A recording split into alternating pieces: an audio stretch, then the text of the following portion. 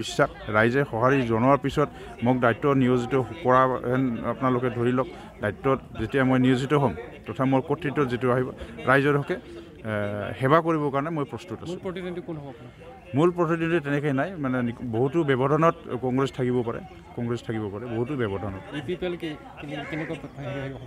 U P P এলৰ মানে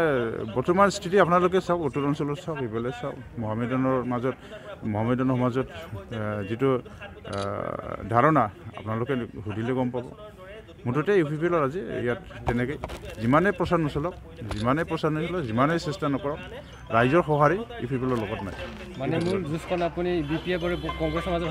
মূল যুঁজ তেনেকৈ নহয় আমি জিকিম জিকাটো খাটা